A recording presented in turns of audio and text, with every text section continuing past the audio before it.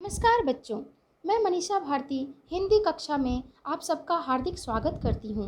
आज मैं 8वीं कक्षा की हिंदी पाठ्य पुस्तक संकल्प से चौथा अध्याय धूप बत्ती बुझी जली लेकर उपस्थित हूँ। धूप बत्ती बुझी जली कहानी के लेखक कन्हैया लाल मिश्र प्रभाकर जी हैं, जिनका जन्म 1906 में उत्तर प्रदेश के सहारनपुर जनपद स्थित देवबंद गांव में हुआ था। पेशेवर पत्रकार कन्हैया लाल मिश्र प्रभाकर जी शुक्लोत्तर पीढ़ी के अग्रणी निबंधकार हैं। शैलियों के शैलीकार के रूप में ख्यात प्रभाकर जी की अनेक पुस्तकें प्रकाशित सम्मानित हो चुकी हैं। ज्ञानोदय और नया जीवन के संपादक कन्हैया लाल मिश्र प्रभाकर जी की प्रमुख कृतियां हैं दीप जले शंख बजे, जिंदगी मुस्कुराई, बाजे पायलिया के घुंघरू, जिंदगी लहलहाई आदि। इनकी मृत्यु 9 मई 1995 को हुई। तो आइए इनके द्वारा लिखित कहानी धूप बत्ती बुझी जली की ओर चलते हैं। सबसे पहले धूप बत्ती के बारे में जानेंगे। जो एक बत्ती होती है, अगरबत्ती जिसे कहते हैं, बत्ती होती है जिसे जलाते ही, जो जलते ही आसपास के वातावरण को सुगंधित कर देती है, और बुझी जो जलने के बाद तुरंत ही बुझ जाती है, और जली अर्थात जलती हुई तीलियों के संपर्क में आते ही जल जाती है। धूप बत्ती अर्थात एक सुगंधित बत्ती के माध्यम से लेखक विनम्रता के महत्व को अपने निजी जीवन के अनुभव के साथ बताते हैं कि कैसे जीवन को सफलतापूर्वक जीने के लिए विनम्र होना आवश्यक है। एक विनम्र व्यक्ति मधुर वचन बोलने वाला और सरल हृदय, नम्र जो झुका हुआ होता है, ऐसा व्यक्ति दुर्लभ से दुर्लभ वस्तु को भी हासिल कर लेता है।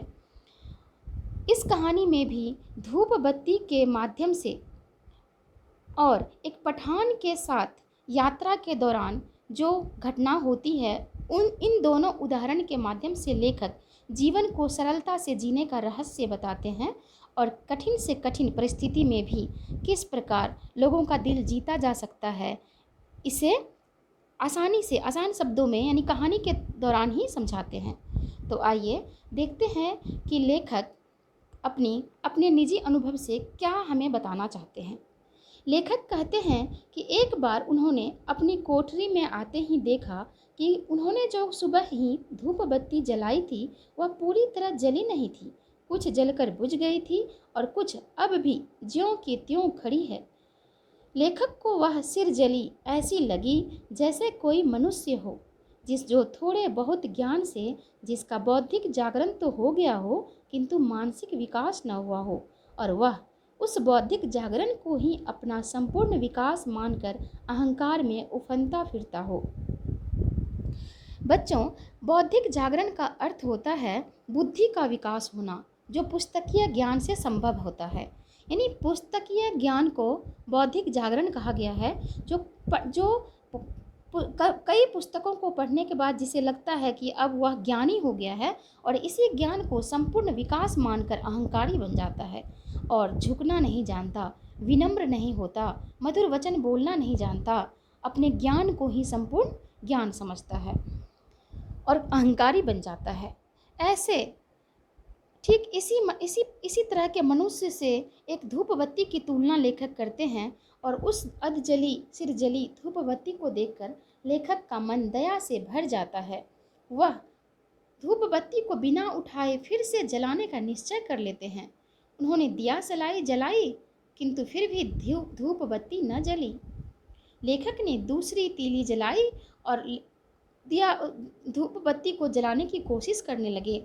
उन्होंने बाईं ओर से दाईं ओर से यानी तीसरी तीली जलाई और उसे बाईं ओर लगाया, किंतु वह भी जलकर बुझ गई और धूप बत्ती ज्यों की त्यों खड़ी रही। अब लेखक के पास और कोई रास्ता नहीं था कि खड़े खड़े उस धूप बत्ती को जलाया जाए, इसलिए उन्होंने उसे स्थान से उखाड़ लिया और झुकाकर चौथी तीली जलाई। और लेखक आश्चर्यचकित रह गए यह देखकर कि तीली की लौ से छूते ही वह जल उठी। उस जलती तीली में अब भी इतना दम था कि तैयार हों तो 4-5 धूप बत्तियां जला दें।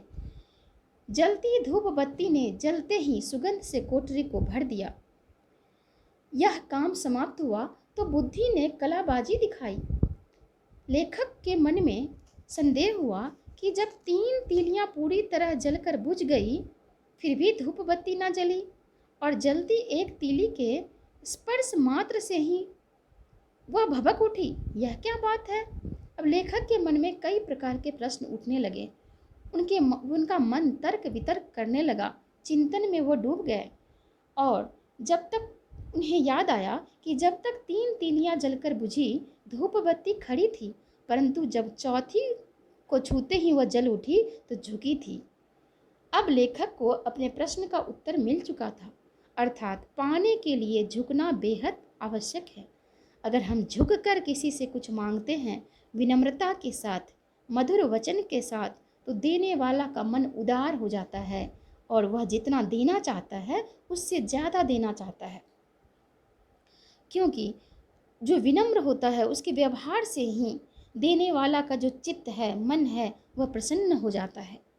वैसे भी कहा जाता है कि जो वृक्ष फलों से लदा होता है उसकी डाल झुकी हुई होती है, और इसके विपरीत जो वृक्ष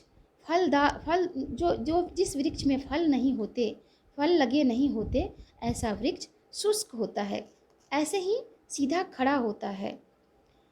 तो बच्चों, आप निश्चित रूप से इसे समझ रहे होंगे कि मधुर वचन से किसी को भी वश में किया जा सकता है, और मधुर वचन से दुर्लभ वस्तु भी किसी बल से जो प्राप्त ना हो सके, वह विनम्रता के बल पर सहज ही प्राप्त हो जाती है।